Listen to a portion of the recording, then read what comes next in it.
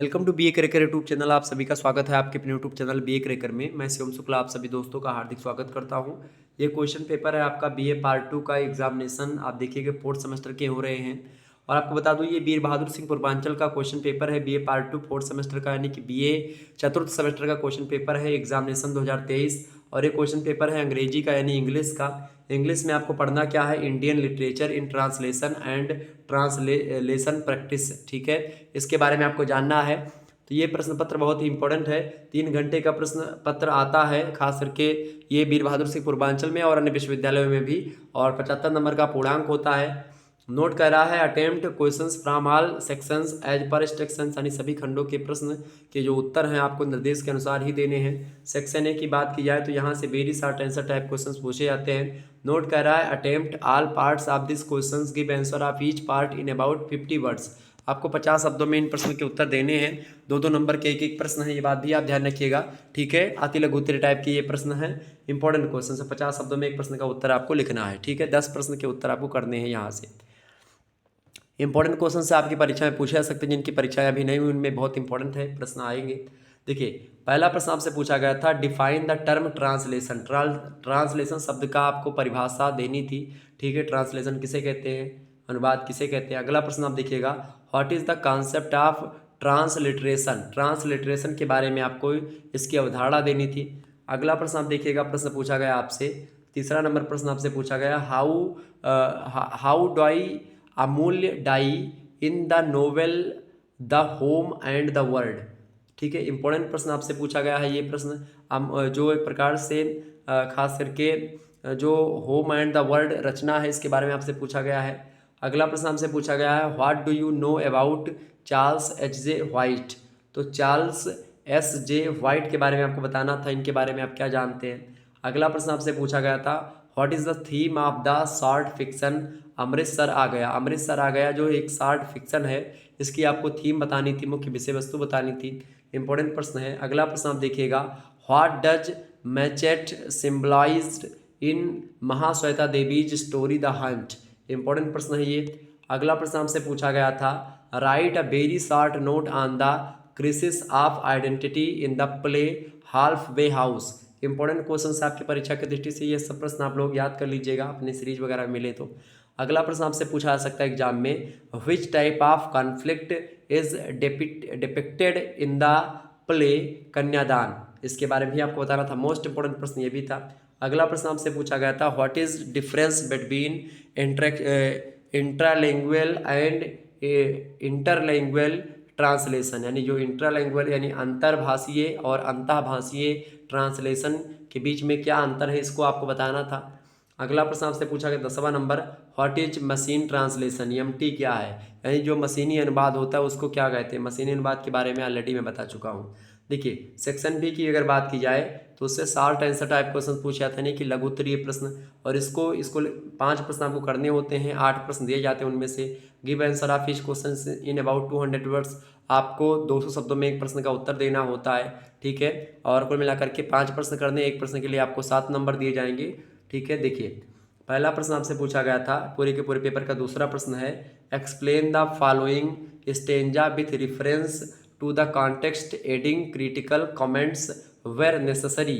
ये यहाँ पर आपसे कहा गया स्टेंजा का जो है रेफरेंस, यानी कि आपको संदर्भ, प्रसंग और एक प्रकार से क्रिटिकल मोमेंट जो इसमें है, यानी कि जो मुख्य मुख्य चीज़ें हैं जिसको आप बोलते हैं विशेष, उसको भी आपको लिखना है। तो इसके बारे में कॉन्टेक्स्ट और रेफरेंस इन सभी के बारे में, और आपको अनुवाद के बारे में, इस मतलब इसमें आपको क्या लिखना है, इसके बारे में बताना है आपको। ठीक है, इसकी जो अच्छी अच्छी चीज़ें उसके बारे में। ठीक है, देखिए, the game of amusing the heart enhancing so deceiving now the pain of the love gives tremors to the heart। ये आपको यहाँ से आपको इसका कॉन्टेक्स्ट और रेफरेंस इस स्टेंजा का आपको लिखना था, और क्रिटिकल कमेंट्स भी करना था आपको जो आवश्यकता हो।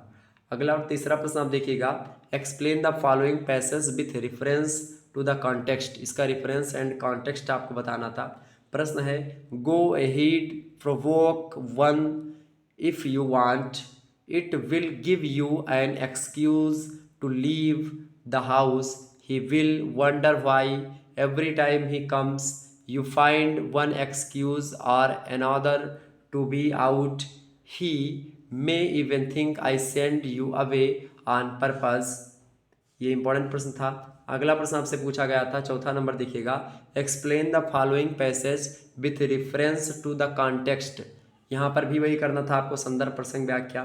देखिए, who stop you, we have a democracy in this house and we are proud of it, democracy outside and dictatorship in the home, we don't know these two timing tricks, I am all ears. Important प्रश्न था ये भी।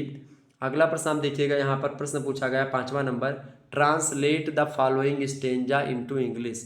आपको यहाँ पर अंग्रेजी में इसका ट्रांसलेशन करना है।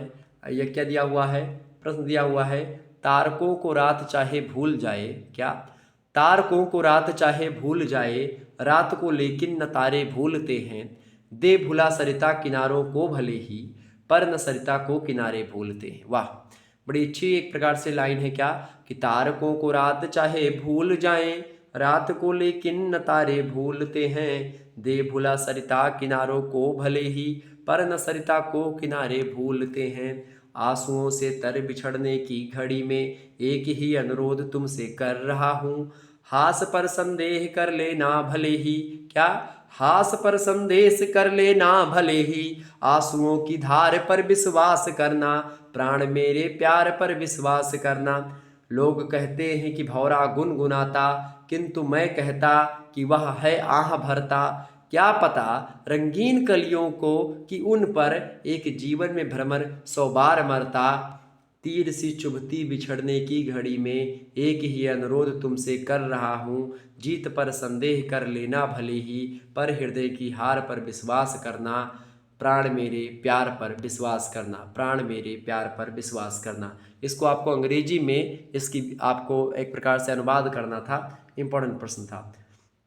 छठा प्रश्न आपसे पूछा गया, translate the following passage into Hindi.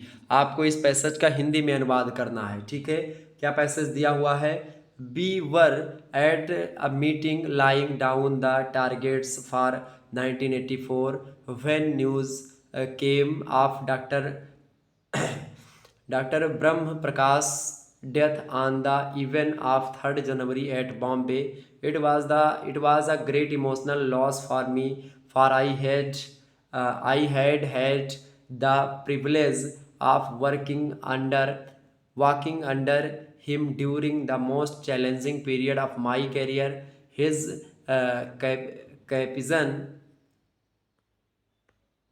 caption and humility were exemplary.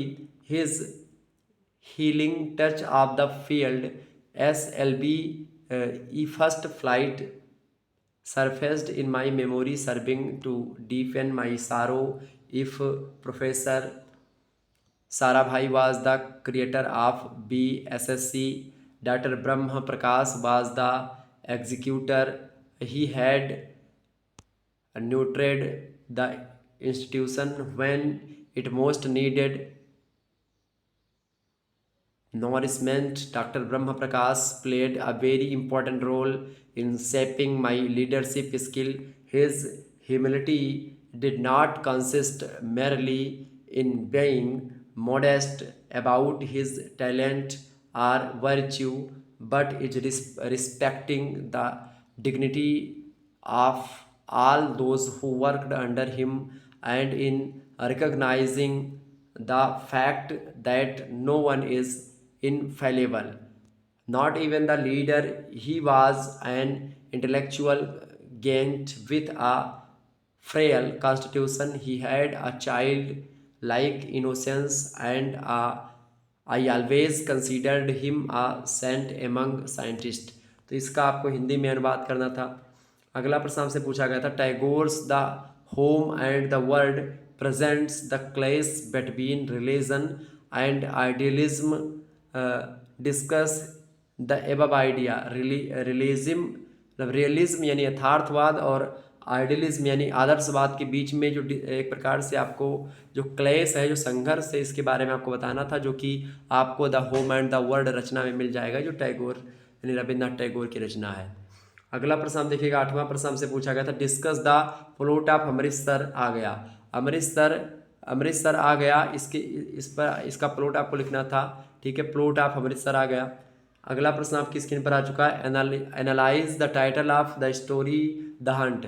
Story the Hunt जो कहानी है इसकी आपको एनालाइज करना था, ठीक है, अगला विश्लेषण करना था। अगला प्रश्न आपकी स्क्रीन पर आ चुका है, section C long answer type questions है। नोट कह रहा है कि attempt any 2 questions, answer each questions in about 500 words. 500 शब्दों में एक प्रश्न का उत्तर आपको लिखना, 2 प्रश्न करने, इस प्रकार से 4 प्रश्न आपको दिए थे। पहला प्रश्न है यहाँ पर 10वां प्रश्न पेपर का पूरी प्रश्न है, throw light on the history of translation in India, यानी भारत में ट्रांसलेशन का जो इतिहास है, अनुवाद का जो इतिहास है, उस पर आपको प्रकाश डालना है। अगला प्रश्न आप देखिएगा पूछा गया था, 11वां प्रश्न आपसे पूछा गया था, right in detail about the concept of जो है nationalism in the home and the world. The home and the world में एक प्रकार से जो राष्ट्रवाद का जो की अवधारणा है उसको डिटेल में आपको बताना है। अगला प्रश्न आपसे पूछा गया था, डिस्कस बिराहा और the pangs of separation as the prominent theme of Jaishankar Prasad Aansu, ठीक है, बिरहा। तो डिस्कस बिरहा मतलब जो एक प्रकार से जो बिरहा है जयशंकर प्रसाद के काव्य में, खास करके आंसू रचना में, तो बिरहा जो है उनके उसमें, ठीक है, वो एक प्रकार से क्या बिरहा के बारे में उनके बताना है। अगला प्रश्न आपसे पूछा गया 13वां number, critically analysis father daughter relationship in Vijay Tendulkar's कन्यादान।